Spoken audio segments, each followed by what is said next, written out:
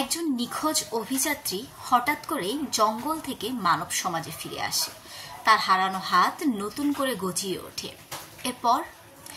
এরপর শুরু হয় প্রাণঘাতী এক রোগ ছড়ানো। বুঝতেই পারছেন কোন বই নিয়ে কথা বলছি। জঙ্গল মানেই হচ্ছে রহস্য, আর সেই রহস্যের চূড়ান্ত রূপ হচ্ছে জেমস রলিন্সের লেখা আমাজোনিয়া বইটি। 4 বছর আগে একদল অভিযাত্রী আমাজোনিয়াতে নিখোঁজ হয়। 4 বছর পর তাদের দলেরই একজন আবার মানব সমাজে ফিরে আসে। তো সেই সময় তার একটা হাত ছিল না আর কি। সে যখন 4 বছর পর ফিরে আসে তখন তার সে হারানো হাতটা গজায়। মানে সবাই অবাক হয়ে যায় যে তার একটা হাত কিভাবে নতুন করে গজিয়ে ওঠে। এরপর সে কিছুদিন পর মারা যায় আর কি। মারা যাওয়ার পর তার শরীর থেকে একটা নতুন রোগ পুরো জায়গায় ছড়িয়ে পড়ে।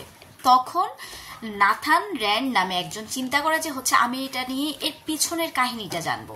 তো সে নতুন করে আবার অভিযানে বের হয়। তার অভিযানের আরেকটা ছিল যে তার বাবাও এই যে 4 বছর আগে যারা হারায়া যায় তাদের দলে ছিল। তো নাথান যখন আমাজোনিয়ার বুকে নতুন রহস্য উন্মোচনের জন্য বের হয় তখন সে কিছু ভয়ঙ্কর জিনিসের মুখোমুখি হয়। প্রথমটা ভয়ঙ্কর অ্যানাকোন্ডা, তারপর মিউট্যান্ট প্রাণী, তারপর রহস্যময় আদিবাসী গোষ্ঠী, তারপর এমন এক বিজ্ঞান যা জীবনের সংজ্ঞাকেই চ্যালেঞ্জ করে।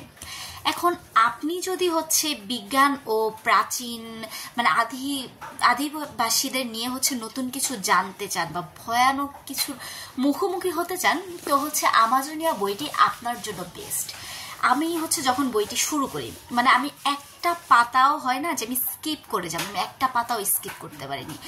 একটা পাতা পড়লাম আর যে নতুন নতুন কিছু জানলাম। পরের পাতা পড়ার জন্য আমি খুবই আগ্রহী হয়ে উঠলাম। এটা এমন একটা বই আমি আজ পর্যন্ত এর কোনো নেগেটিভ রিভিউ পাইনি। ইভেন যতজন এই বইটা পড়েছে সবাই এটাকে নিয়ে খুবই পজিটিভ কথা বলেছে। পজিটিভ বলবেই, কারণ এই বইয়ের যে লিখন শৈলী, ঠিক আছে, সেটা তো চোখ বন্ধ করে বলার মতো যে চমৎকার একটি বই। তো আমি এটা যেটা পড়েছি এটা বাতিঘর প্রকাশনীর ছিল। অনুবাদও আমার কাছে যথেষ্ট ভালো মনে হয়েছে। অনুবাদের কারণেই মূলত আমি বইটাতে মজা পাই। তো এটার অনুবাদ করেছে রাকিব হাসান আর কি। আপনার বাতিঘরের এই বইটা নিতেই পারেন। এখন এটা অ্যাভেলেবেল আছে কিনা আমি জানি না বাতিঘরেরটা। এই বইটা আমি অনেক আগে সংগ্রহ করেছি। আমার একটা ফ্রেন্ড এই বইটা আমাকে দেয়। আমি সাধারণত একটা বই 2 বার বা 3 বার করে পড়ি না, তবে এই বইটা আমি অনেকবার পড়ছি।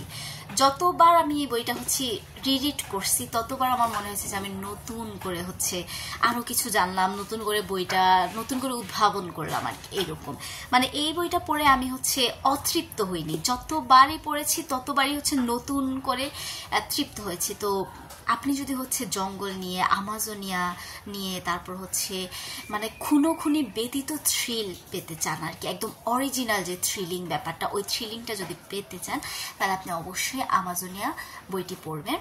কারণ জঙ্গলের গভীরে সবসময় মৃত্যু থাকে না, অপেক্ষা করে অনেক অসম্ভব সত্য। তো সেই সত্যতে আপনাকে স্বাগতম। দ্রুত বইটি পড়ুন, পাঠ প্রতিক্রিয়া আমাকে জানান বা গ্রুপে সবাইকে জানান। একটা ভালো বই সবাইকে পড়ার সুযোগ করে দেন। তো আজকে এই পর্যন্তই। আল্লাহ হাফেজ।